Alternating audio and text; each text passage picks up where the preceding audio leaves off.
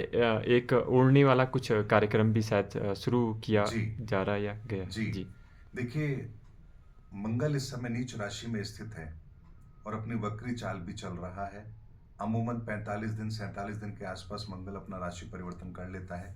लेकिन इस बार ये 24 फरवरी तक अपनी राशि परिवर्तन नहीं करेगा। ऐसे में अपनी नीच राशि में स्थित होना और वक्री होना, ये दोनों परिस्थितियां इस धरती के लिए किसी नए नरसंहार को दर्शाती है। ऐसे में ये धरती रक्त रंजित होने से कैसे बचे, इसका भी समाधान हमें करना चाहिए।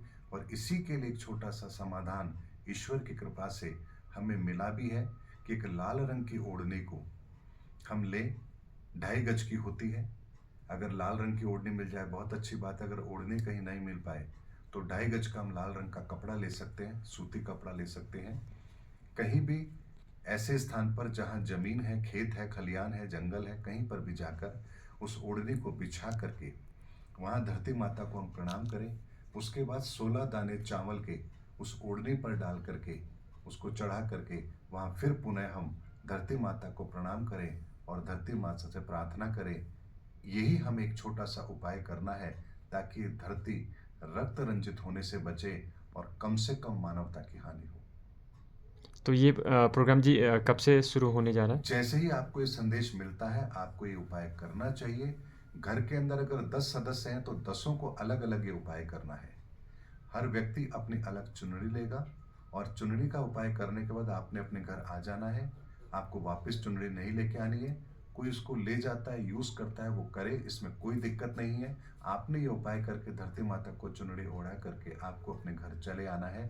बस यही आपको एक नियम की पालना करनी है। जी, जी। तो जो इससे जी जो अपना जो करने वाला जो ये चुनरी उड़ाने वाला जो व्यक्ति है, उससे उसके जो मंगल ग्रह है, उस पर भी कोई असर पड़ेगा कुछ? निस्संदेह उसकी कुंडली में यदि मंगल अशुभ है तो वो मंगल शांत होगा।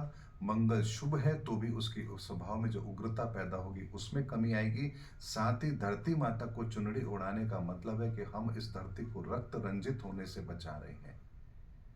ईश्वर हमसे केवल संकेत रूप में कार्य कराता है, बाकी कार्य तो स्वयं ईश्वर करता है।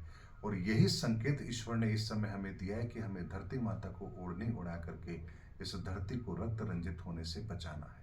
जी। तो ये जो ये आपने उपाय बताया जी, ये केवल मंगलवार को ही करना है या किसी किसी भी दिन किसी भी समय किया जा सकता है। इसमें कहीं कोई समय की बाध्यता नहीं है। कोई पात्रता की भी बाध्यता नहीं कि स्त्री करे, पुरुष करे, बच्चे करे, ना करे। हर व्यक्ति ये कर सकता है। घर में कोई बुजुर्ग है, नहीं जा सकते हैं, तो उनका हाथ लगा के घर का कोई दूसरा सदस्य भी कर सकता है। छोटे बच्चे हैं, उनको ये उपाय कराने में उनकी मदद की जा सकती है। लेकिन जैसे ही संदेश आप लोगों को किसी को मिलता है, उसके बाद जितना जल्दी हो सके हमें ये उपाय अवश्य करना चाहिए। धन्यवाद।